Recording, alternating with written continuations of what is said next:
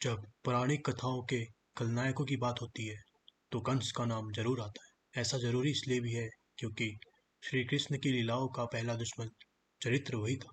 पर कथाओं में कंस के चरित्र का वर्णन देवकी वसुदेव के विवाह और कृष्ण के जन्म के दौरान से किया जाता है। इससे पहले कंस कौन था और कहाँ से आया, यह एक अलग कहानी है। पौराणिक कथाओं में भी कंस के चरित्र को कृष्ण के जन्म के बाद से ही विस्तार दिया गया है, जबकि उसके अत्याचारी स्वभाव का एक बहुत बड़ा कारण रहा है।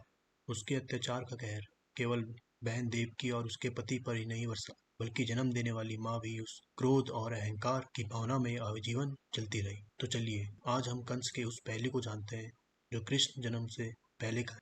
पूर्व जन्म में असुर था कंस। इस बात में कोई दो राय नहीं है कि कंस शक्तिशाली था और उसके पास अपार शस्त्र विद्याएं थी। इन्हीं के बल पर उसने सालों तक मथुरा में शासन किया था। पर ये सोचने वाला विषय है कि कोई मनुष्य इतना क्रूर कैसे हो सकता है कि अपनी ही बहन, बहनोई, माता पिता को कारावास में डाल दे, अजन्मे भांजे को मारने का प्रयास करे, जनता पर कहर बरपाए और हर वो काम करता तो राक्षसी प्रवृत्ति का संकेत देते हैं। रहस्य दरअसल यही से खुलना शुरू होता है। कंस की राक्षसी प्रवृत्ति का राज उसके पिछले जन्म से जुड़ा हुआ है। द्वापर युग में जन्म लेने से पहले कंस राक्षस योनि में जन्मा था। उसका नाम कालनेमी था। कालनेमी असुर के पिता का नाम विरोचन था। उसकी असुरी प्रवृत्तियों से अच्छे अच्छे देवता भी घबराते थे। उसके पास कई अस्त्र शस्त्र थे। वह शस्त्र कला में, तंत्र विद्या में पारंगत था और जब देवासुर संग्राम हुआ था तब कालनेमी ने अपने सिंह पर बैठे ही श्री हरि पर बड़े वेग से त्रिशूल चलाया, लेकिन भगवान हरि उसके वार से बच गए और जो त्रिशूल उनकी ओर आ रहा था उसे हाथ से पकड़ लिया।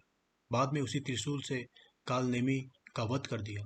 जब कालनेमी का वध हुआ तो देवता चिंता मुक्त हो गए, पर श्री हरि ने बताया कि कालनेमी का एक जन्म समाप्त हुआ है। उसकी असुरी प्रवृत्तियां द्वापर युग में फिर से कहर बरपाएंगी। यह सुनकर देवता फिर से भयभीत हो गए।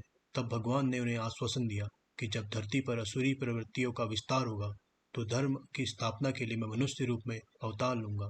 तभी एक बार फिर उसका संहार होगा। श्री कृष्ण हो या महाभारत टीवी सीरियल, सभी में हमने कृष्ण लीला तो देखी है, लेकिन कंस का पराक्रम बहुत कम ही दिखाया गया है। श्री कृष्ण के राजपुरोहित गर्गाचार्य ने जो गर्ग संहिता लिखी थी उसमें उन्होंने कंस के बल का वर्णन किया था, जिसे आप जानकर कहेंगे कि वो रावण से भी ज्यादा बलशाली था। वत्सासुर, पूतना, तृणावर्त, अघासुर, बकासुर, अरिष्टासुर, केसी, वयोमासुर, शक्टासुर, इन सभी असुरों को भगवान कृष्ण ने बचपन में ही मार दिया था। लेकिन आप जानकर चौंक जाएंगे कि इस सभी को कंस ने अपनी दिग्विजय यात्रा में परास्त कर अपना गुलाम बना लिया था। तभी प्राण दान दिया इनको, नहीं तो ये उसके हाथों भी मारे जाते। जरासंध का हाथी गोलियापीड़, जिसमें 1000 हाथियों का बल था, जरासंध की दिग्विजय के समय उसके साथ था। मथुरा नगरी के पास जब उसने शिविर लगाया तो वह हाथी कंस की नगरी में पहुंचा है। कंस तब मल्ल युद्ध में व्यस्त था। तब कंस निहत्था ही उस हाथी से भिड़ गया और उसे उठाकर जरासंध के शिविर में फेंक दिया। हाथी फिर भी मरा नहीं, लेकिन ये पराक्रम देखकर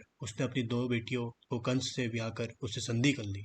परशुराम और कंस की कथा। कंस ने अपने काका देवक की बेटी देवकी के विवाह के पूर्व ही दिग्विजय की यात्रा शुरू की थी, जिस दौरान उसने अपनी सभी उपलब्धियां हासिल की थी। इसी दौरान वो महेंद्र पर्वत में पहुंचा और उस पर्वत पर परशुराम जी तपस्या कर रहे थे। ये जान उसे महेंद्र पर्वत को वैसे ही उठा लिया जैसे रावण ने हिमालय उठा लिया था। तब परशुराम जी कुपित हो गए तो कंस ने उनकी परिक्रमा कर, उन्हें प्रणाम कर उनकी स्तुति की और कहा, मैं क्षत्रिय नहीं हूँ। तब भी परशुराम का क्रोध शांत नहीं हुआ और उसे भगवान विष्णु का धनुष दिखाते हुए कहा कि ये 1,20,000 किलो का है।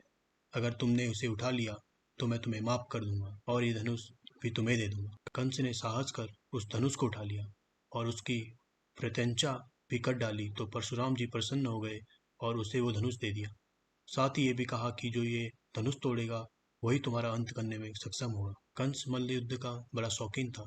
उसके बराबर मथुरा में कोई पहलवान भी नहीं था। एक दिन उसे पता चलता है कि पड़ोसी देश के राजा, जो कि 5 भाई थे, वो सभी मल्ल युद्ध में पारंगत। कंस उनके राज्य में गया और उन्हें ललकारा और कहा कि अगर तुम जीते तो मैं तुम्हारा सेवक और मैं जीता तो तुम मेरे सेवक। तब कंस ने एक करके 5 भाइयों को मल्ल युद्ध में हरा दिया और उनमें से मुष्टिक और चारण को अपने साथ मथुरा ले आया, जिनसे बाद में उसने श्री कृष्ण और बलराम को मरवाना चाहा था। लेकिन श्री कृष्ण और बलराम जब मथुरा आए थे तो उन्होंने विष्णु धनुष को भी तोड़ डाला और जरासंध के उस हाथी को भी मार गिराया। और अंत में इन 2 पहलवानों के बाद कंस को भी जैसे तैराक पानी में ही डूबता है, वैसे कंस को भी उसके पसंदीदा मल्ल युद्ध में ही परास्त कर कृष्ण ने उसका संहार किया। तो दोस्तों, कैसी लगी ये वीडियो? इस वीडियो को लाइक करें और ज़्यादा से ज़्यादा शेयर करें। धन्यवाद।